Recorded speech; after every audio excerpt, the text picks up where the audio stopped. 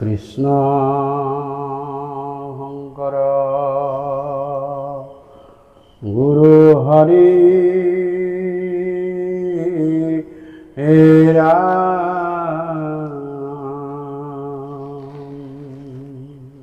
অন্তকালে হৰি স্মৰে যিটো ভাগৱন্ত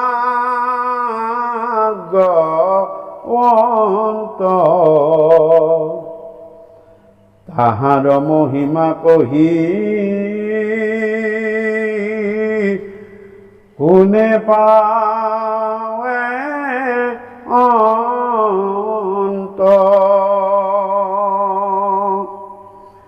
অ ৰাম যিটো ব্ৰহ্মময় দেখে জগত নিখিল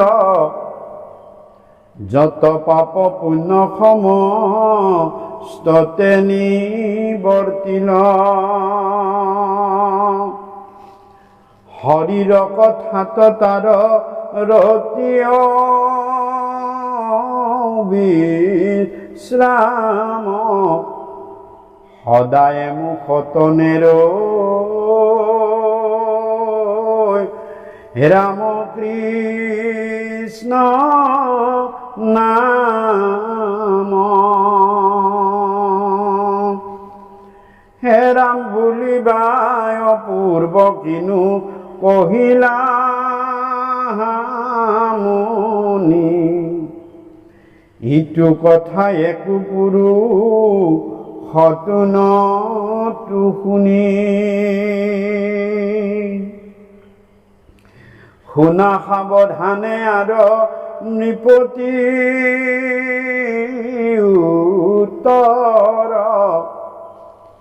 ইটো মহাভাগৱত শাস্ত্ৰ বৈ কোন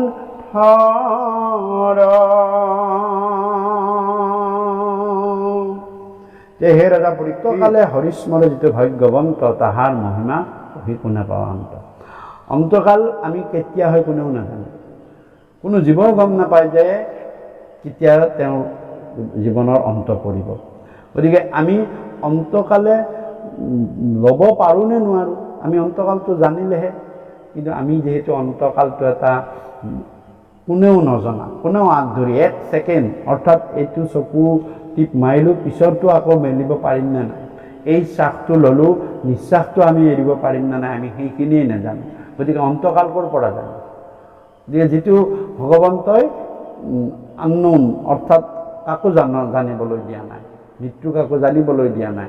গতিকেলৈ কৈছে অন্তকালে যিটো স্মৰে ভগৱন্ত, যিটো ভগৱন্তক অন্তকালত স্মৰণ কৰে। গতিকে আমি ভাবিব লাগে যে ইয়াৰ পিছতে আমাৰ অন্তকাল, ইয়াৰ এই একখনটো আছে, একখনৰ পিছৰখনটো হয়তো অন্তকাল হ'ব পাৰে। গতিকেলৈ আমি কথা হ'ল তেওঁ সততে কৃষ্ণৰ নাম স্মৰণ কৰি থাকিব লাগিব। অৰ্থাৎ সদায় মৰণৰ যদি স্মৰণ থকা যায় তেতিয়াহ'লে ভগৱন্তৰ নামো স্মৰণ হ'ব, কাৰণ মৰণৰ প্ৰতি ভয় আছে আৰু ভয়ত ভগৱন্তৰ নাম যদি লোৱা হয় ভয়ৰ পৰা ভগৱন্তই উদ্ধাৰ কৰে। গতিকে ইয়াতো কৈছে আৰু সেইকাৰণে কৈছে হৰিৰ কথাটো যাৰ ৰতি অবিশ্ৰাম ৰতি কৰিব লাগিব, কাৰণ অন্তকালটো আমি নাজানো। আৰু সদায় মুখত নেৰৈ ৰামকৃষ্ণ নাম, গতিকে তেওঁ সদায় ৰামকৃষ্ণ নাম লৈ থাকিব আৰু তেওঁ হাতেৰে কৰ্মও কৰি থাকিব। গতিকে হে ৰজা তুমি ক'ব পাৰা যে কিনো অপূৰ্ব কথা আপুনি মোক কৈ আছে এইবিলাক, মইতো এনেকুৱা কথা হৰিনাম শ্ৰৱণ কীৰ্তন কৰি যে তৰিব পাৰি এইটো কথা মই কোনো পুৰুষতে শুনা নাই। মোৰ পিতামহ প্ৰপিতামহ বা সকলে যজ্ঞ কৰিছে, ধ্যান কৰিছে, বৰ লৈছে, তপ কৰিছে, বৰ লৈছে আৰু তেওঁলোক সেইবিলাক কৰি উদ্ধাৰ হৈ গুচি গৈছে, শক্তিবান হৈছে।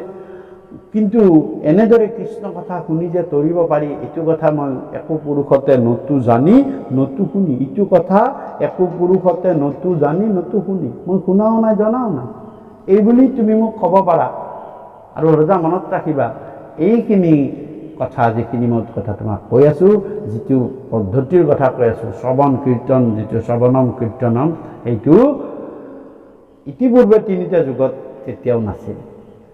আৰু কলিযুগৰ তোমাক এইখিনি কথা শুনাবলৈ মোক ভগৱন্ত পুৰুষে বৈকুণ্ঠৰ পৰা মোক পঠাই দিছে আৰু তুমিয়েই প্ৰথম শ্ৰোতা। গতিকে তুমি একান্ত মনে কথাখিনি শুনিবা। তোমাৰ শুনাৰ ওপৰত ভিত্তি কৰি, তোমাৰ ফলাফলৰ ওপৰত ভিত্তি কৰিয়েই পিছত কোটি কোটি জীৱ এই পদ্ধতি বা এই পন্থাটোৰে ভগৱন্তৰ কৃপাৰ পাত্ৰ হ'ব পাৰিব। যদি তুমি প্ৰথমজনে যদি মানে সফল নোহোৱা, উত্তীৰ্ণ হ'ব নোৱাৰা, তেতিয়াহ'লে এই ধৰ্মৰ প্ৰতি কোনেও বিশ্বাস নকৰিব, কোনেও ইয়াক নধৰিব আৰু নধৰাৰ ফলত কলিয়ে সকলো জীৱকে পাপত ডুবাই ডুবাই মাৰিব। গতিকে তুমি সাৱধান, ইয়াৰ শক্তি আছে, এইটো তুমি শুদ্ধভাৱে বিশ্বাস কৰা আৰু একান্ত মনে শুনা, তেতিয়া ই তোমাক তৰণৰ উপায় দিব। গতিকে শুনা সাৱধানে আৰু নিপতি উত্তৰ।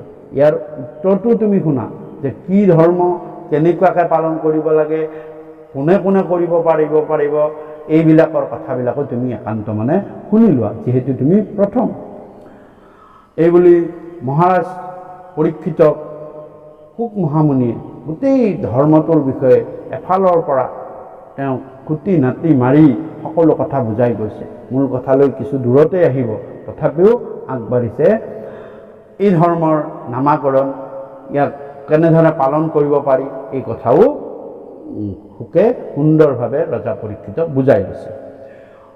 ৰামই শুনা সাৱধানে আৰু নিপতি